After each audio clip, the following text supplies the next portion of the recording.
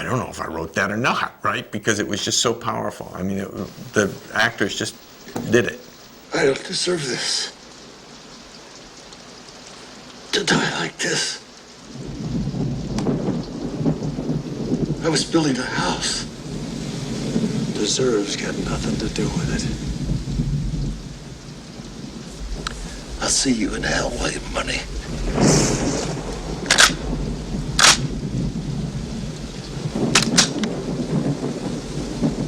Yeah.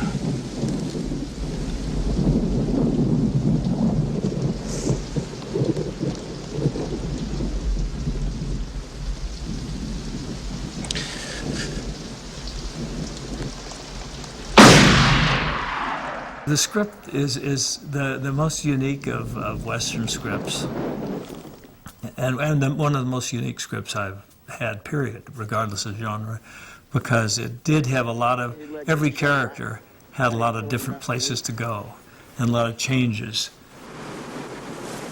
Well, you sure killed the hell out of that fella today.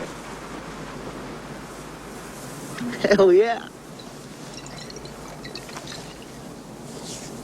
I killed the hell out of him, didn't I? 3 shots and he was taking a shit.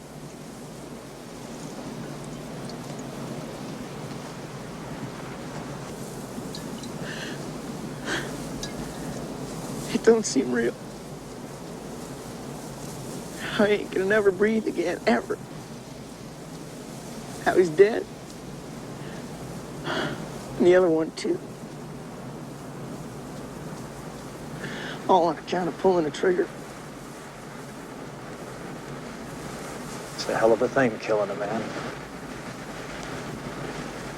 You take away all he's got, and all he's ever gonna have. It's astonishing how close it is to the script. I mean, it's, for somebody who's worked in the business since writing that script for a long time, my mind is blown. I mean, how close it is to the script. Those characters all had to work, or the picture didn't work. The girls, everybody, even the smallest parts. I always feel in a film that the small parts are what show the good parts. The big parts, you can get those cast, but small parts kind of keep it all together. This was one of those happy experiences where somebody takes the script and they understand what every scene's about, why it's there and what it's doing, and or they feel that, right, whether you deal with it intellectually or you deal with it through your feelings, that was all right. I'd like to believe that he set out to make an anti-violent, pro-woman picture.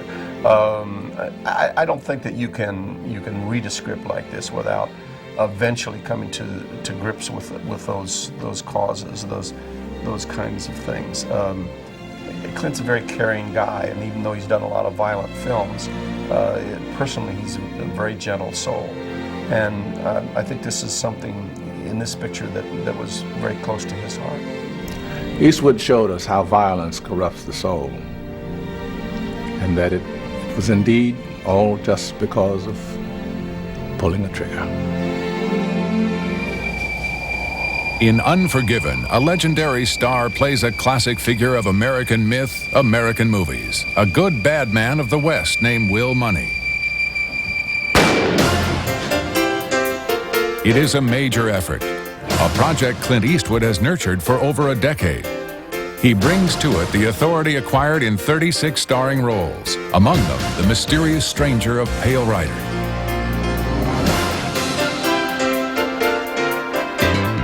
Besides starring in it, Eastwood also directed Unforgiven, as he did The Outlaw Josie Wales and 14 other movies.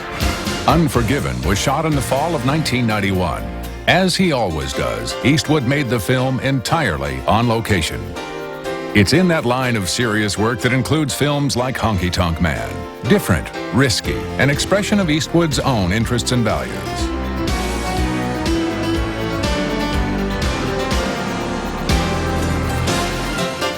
It has enough action to satisfy Dirty Harry's fans. But it also has the quirky originality of one of his favorite productions, Bronco Billy. Unforgiven was not an easy film to make. Because you're going down the floor, let another one off into the floor. Come on, Mark. Mark. Directing and acting is a relentless and exhausting business. Just gone down there. Get him. Action.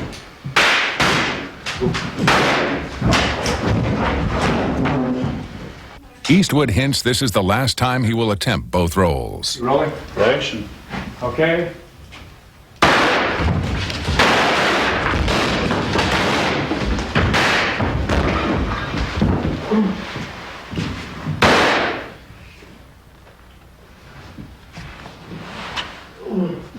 Take that. I wanted to direct, dating back to the Rawhide days. That's when I first got kind of the interest in it. All my spare time, I'd usually go down to sets and watch people work, and I'd watch different directors work. And you got to see all sides of it. And when you saw the things that impressed you, you remember and you use yourself, and the things that don't impress you, you discard.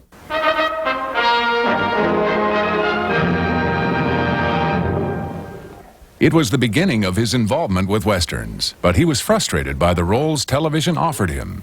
He got it on the right hand. He's the one who's lucky. But your luck won't last. The day that bandage comes off. When's that gonna be, Doc? Well, it'll take at least a week. The doc says a week, huh? Well, I'm not a bloodthirsty man, Mr. Maverick. I'll give you till Monday. Your hand better be well by then.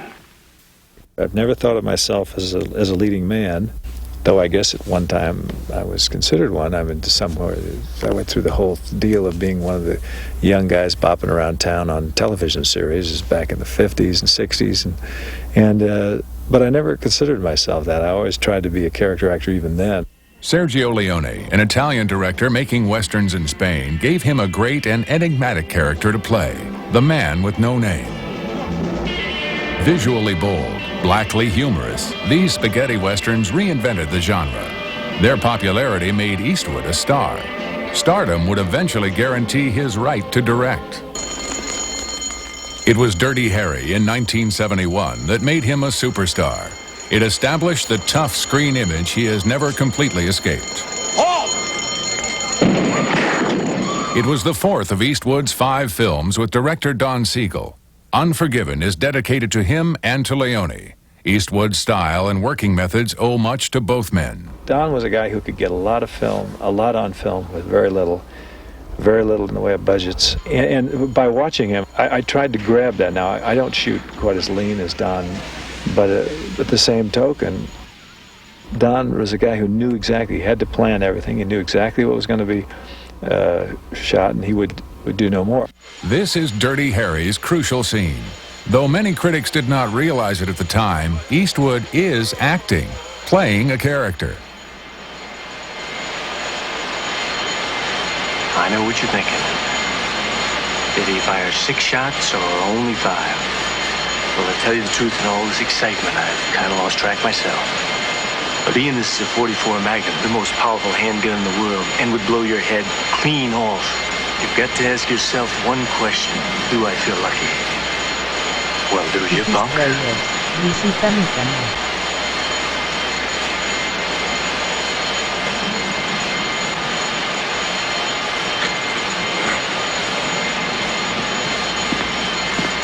Hey. I got to know.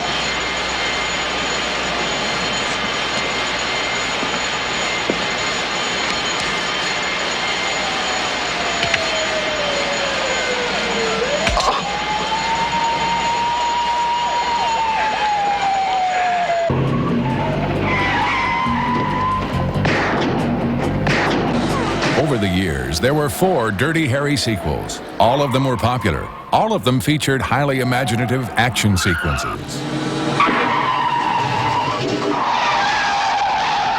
The last of them, The Deadpool, often satirized the conventions of the cop thriller, never more cleverly than in this send-up of the standard car chase.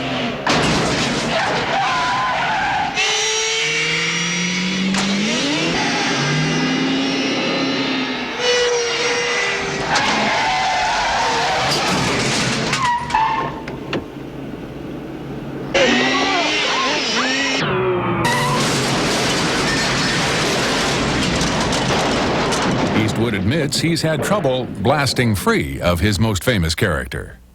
Well, it dogged me for a while, and partly my fault because I did sequels to the project when I found a character that I thought was interesting and somewhat controversial, but I decided to go ahead and do sequels to it, and so that and some of the subsequent sequels had lines like "Go ahead and make my day" and things that kind of carried on as trademarks for me, but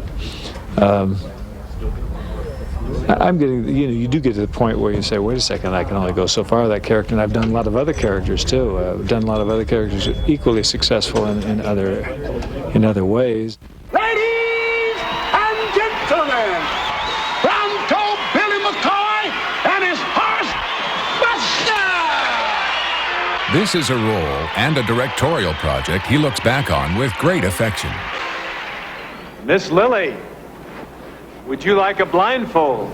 Oh, no, Bronco Billy, for you most certainly are the finest marksman in all the West. Very well. But I will wear one. Must you, Bronco Billy?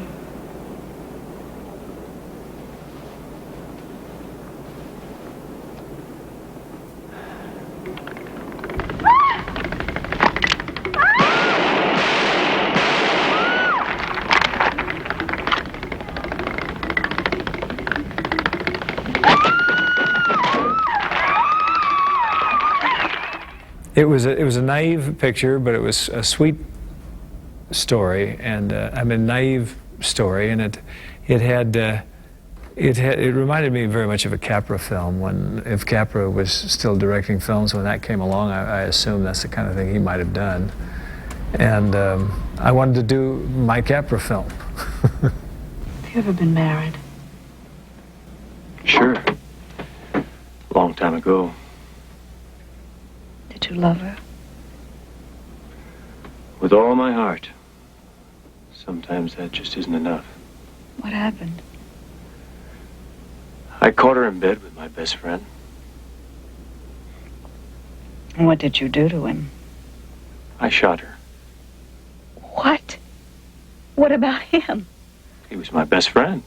Bronco Billy was terribly loyal. He had great virtues, even though he's a man in modern-day society, and that though he'd obviously his brain had snapped and he'd gone into another era.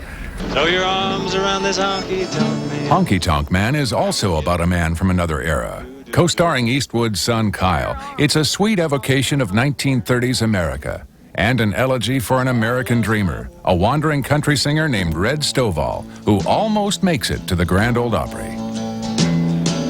Well, I've never seen you look quite so sad, and I've never felt me feel quite so bad, and I know we both feel that we have been had. Well, I guess they were just not that strong. So I lost my woman and you lost your man, and who knows who's right or who's wrong. But I've got my guitar and I've got a plan. Throw your arms around this honky-tonk man. Throw your arms around this honky-tonk man, and we'll get through this night the best way we can. Red is a dying man, a man who has wasted too many years, too many opportunities. But playing him was an opportunity Eastwood found irresistible. He trusts chance and instincts he refuses to analyze or explain. As far as choosing material, a lot of times it's been whimsical, sometimes successfully, sometimes not so, but by and large I've been lucky in the order, to quote William Money. I just sometimes a good thing comes my way. The Outlaw Josie Wales, which he made in 1976, was one of those good things. It is the most epic of his westerns, large in scale and ambition. Josie Wales is a man wronged, constantly caught in conflicts not of his making. He's out in the spacious, huge area of mid-America. He can't quite find that reclusive life that he wants, and just to be left alone.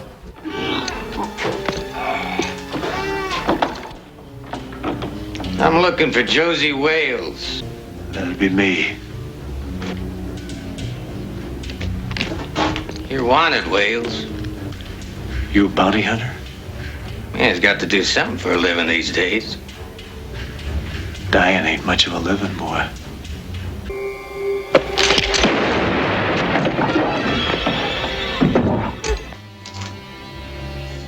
So that was a different kind of thing, more of an epic thing, but I liked the saga of it, the movement of it, the traveling of it. It was one of my favorite films that I've done. Bird is another Eastwood favorite, and another profoundly ambitious film. Reflecting the director's lifelong passion for modern jazz, it is the biography of the great performer-composer Charlie Parker. It is a dark tale, coolly told, a tragedy related in sympathetic yet unsentimental terms. Forrest? Will you come here for a second? Ride him over. Come on, pony, go. All right. Send him on down here. Okay. Just pull right in, a little more. Come here, Thunder. Oops. Ooh. As she's saying that, as she's saying Vilma Blankley and the swoon thing, just nudge it. Bird is an expression of the director's romantic regard for Parker's music and the era in which he created it. It is also touched by the childlike spirit of its subject. Above all, it reflects Eastwood's growing skill as a director.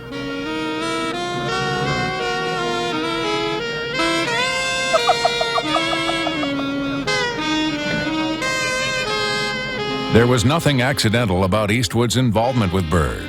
He lavished care and years of development on the project. In that sense, it prefigures the mature filmmaking gifts and patient spirit he brought to Unforgiven. Because it's about a guy who's been somewhat retired from what he did for some time and then goes back to it. I thought that age would be a benefit to that particular character rather than so I didn't think there was any problem with it. It was something I could sit on a bank, and I kind of hung on to it like a nice little gold watch and rubbed it or something. It was nice and kind of nice feeling to know that I had it back there. You beat William Mundy out of Missouri. Killed women and children. That's right. I've killed women and children. Killed just about everything that walks or crawled at one time or another. And I'm here to kill you, though, Bill. For what you did to Ned.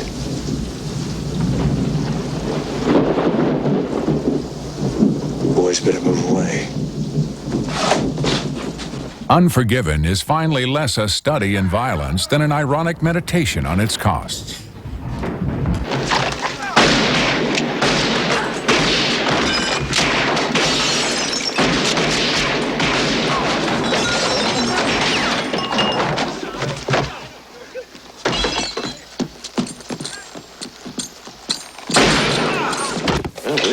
You killed 5 men, single-handed.